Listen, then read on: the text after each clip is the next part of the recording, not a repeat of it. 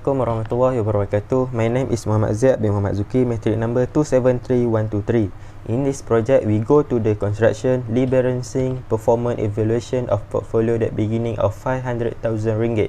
First and foremost, beginning of January 2, 2021, we invest in the 5 potential stock in various sectors. First is Hon Leong Bank Berhad. Hon Leong is a regional financial service company based in Malaysia. Second is MISC Berhad. MISC is the leading international shipping line of Malaysia. The principal business of the corporation consists of ship owning, ship operating, other shipping related activities, owning and operation of offshore floating facilities. Third is Scientech Berhad. Scientech Berhad was established in 1968 as Scientific Textile Industry Sendirian Berhad and pioneer to the manufacturing of polyvinyl chloride PVC, leather clothes and sheeting. Fourth is Unison Berhad. Unison Berhad provides semiconductor assembly and test service in Malaysia. And the last one is Cash Group Berhad. Cash Group Berhad is a Malaysian-based investment holding company. The company through its subsidiaries is engaged in manufacturing, distribution and provision of engineering service for inspection, test, measuring, analytic and automate handling equipment. For this project, in first rebalancing, it will involve the additional of asset classes. Public Islamic bond fund is our choice. The fund investing in small capital in order to achieve long-term capital growth. In second rebalancing, this was the period where an international stock was added into the portfolio. One of the US market that we have choose is Apple Inc. Apple Inc. is a US-based global technology company that specific in consumer electronic, software, and internet service. Greeting everybody, my name is Sandhya Ganesh and my matrix number is 272923. I would like to describe the correlation of equities for the 5 stocks. All the stocks are less correlated as seen in the table above. The greatest positive correlation is 0.48446, which exists between QESG and UNSM with a correlation of 0.02016. QESG has the least positive relationship with STIC. Move on to the next table, which shows the CAPM analysis in the initial outlay of 5 firms to emphasize the risk-reward relationship. The initial portfolio's market return is negative 0.001% based on the KLCI index. The risk-free rate is now at 1.86%. Apart from that, all the stock has been positive betas, with MISC having the highest beta of 1.0863, indicating that it is the most sensitive to the price fluctuation, and UNSM having the lowest beta of 0.3105, indicating that it is the least sensitive to the market fluctuation in the portfolio. The betas of these 5 stocks have the impact on the expected return of stocks according to the CAPM analysis column. MISC has the highest beta, indicating that it is the most sensitive to the stock market changes, but it is also have the lowest expected return of negative 0.17%. UNSM, the company with the lowest beta, had the smallest impact on its expected return, reaching a positive CAPM of 1.28%, indicating a positive expected return. The asset allocation of the portfolio is shown on the next table. The positive average return of all 5 stocks result in positive expected return. For the initial portfolio, the expected return is 0.000486%, while the initial portfolio's standard deviation is 0.007136, which is less than 1 and portfolio has lower risk. The initial portfolio's Sharpe ratio is negative 2.60773, which is higher than 1 and indicates that the portfolio is satisfied. It also shown that the projected return per unit of the risk is lower than the risk-free rate of 1.86%. Assalamualaikum warahmatullahi wabarakatuh. My name is Muhammad Nur Akmal bin Hazlan Nizam Shah, and I would like to present our first rebalancing. In our first rebalancing, we are required to rebalance it with active and passive equity investment, including other asset classes, and we came out to choose public Islamic bond.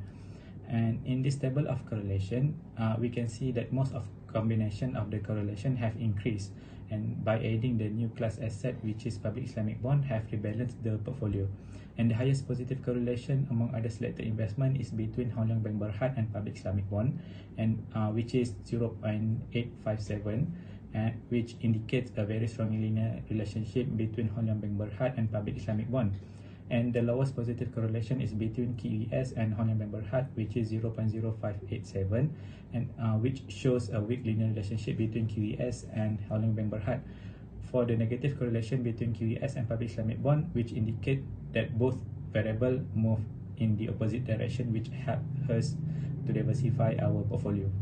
Next is CAPM analysis. When on the CAPM of stock in our first rebalancing, most of the beta for stocks increase in our first rebalancing, which are Hong Leong Bank Berhad, Unisem, QES, whereas the beta value of MIC and Sintech have declined. QES has the highest beta in our first rebalancing, indicates that QES face the most sensitive towards market changes compared to Sintech, which has a lower beta among other stocks. And for the expected return, Sintech has the higher expected return compared to other, which is 0.80%, and the lowest expected return is QES, which is negative 1.51%. And although the stock has negative expected return, we believe that stock will perform well because of the lower beta than the market beta. The stock will be able to gain lower projected returns to compensate investors for decreased risk. Next, for the asset allocation of our first rebalance, we use the Wharton method to calculate the weight of each stock. Wharton help us assess the minimum standard portfolio deviation. And from this table, there is one stock is not advisable to continuously invest, which is QES. Thus, we are not going to invest in this stock in our first rebalancing. All stocks have a negative return, which means the stocks could not perform well. And from this table also, we can say that on the first rebalancing, we face a loss due to negative portfolio return, which is negative 0.00125. And for the standard deviation for our first rebalancing is 0.00736, which less than 1, which indicates there are lower risk of the portfolio compared to initial portfolio. And for the Sharpe ratio has further decreased to negative 2.6982, which is considered as inadequate because of the value is below than 1. It also indicates that expected return of per unit risk is less than the risk-free rate. That's all from me. Continue to second rebalancing. Assalamualaikum warahmatullahi wabarakatuh. My name is Muhammad Ismail and I will continue with our second rebalancing. So in the second rebalancing, we are required to rebalance it with international stock.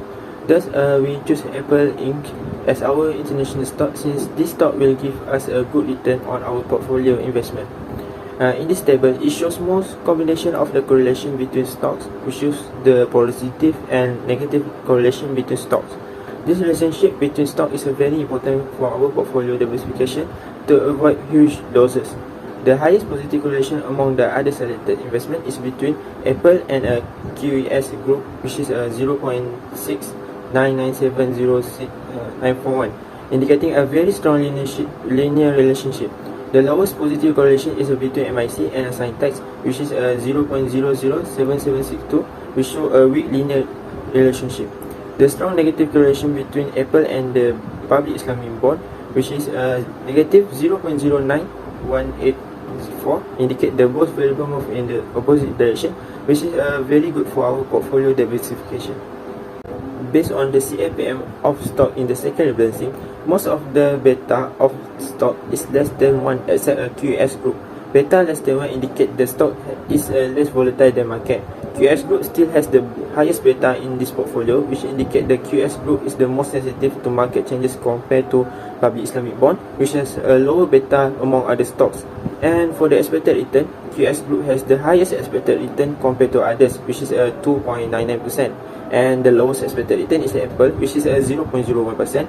Although the stock has a low expected return, we believe that it will perform well because of its lower beta than the market beta.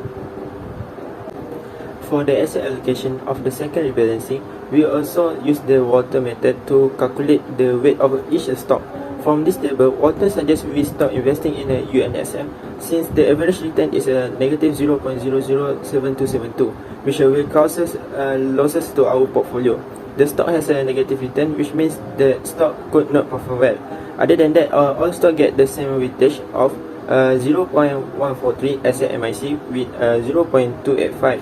The highest weightage in this second rebalancing is because the average return MIC was the highest, which was 0.071035. The standard deviation for the second rebalancing is 0.09398957. It's a bit higher than the first rebalancing, but still less than 1, which is the lower risk of the portfolio compared to the initial portfolio. The Sharpe ratio has a further increase to 2.10, which is considered good for investor. The higher a fund's Sharpe ratio, the better fund's return have been relative to the risk it has taken on. That's all for me, so I will pass to the next presenter. Thank you. Assalamualaikum and good afternoon to our fellow friends and lecturer. My name is Abu Abbas bin Kamaluddin and I would like to present the conclusion for our group. In short, the period of trading is from 2nd January 2021 to 30 December 2021. We have selected 5 stocks in our international portfolio, which are Hong Leong Bank Berhad, MIC Berhad, Sentech Berhad, Unicef M Berhad, Cash Group Berhad. The capital is 500,000 ringgit and our initial portfolio profit is only 243 ringgit. To earn more profit, we add public Islamic bond in our first balancing on 28 October 2021. However, this time we got a negative return on the portfolio. For the second rebalancing on 9 December 2021, we add an international stock which is Apple Inc. Surprisingly, all stock in the portfolio made a huge profit, total of 90,170 ringgit. The overall profit at the outcome of the trading session is 80,790 ringgit, which tell us that our portfolio performed very well. Although there are losses in the first rebalancing, the excellent performance in the second rebalancing can cover the losses. To conclude, it is the sort of life when we enter the trading life, which we know stock trading is not necessarily profitable. By diversifying the risk and portfolio, we can effectively reduce the losses.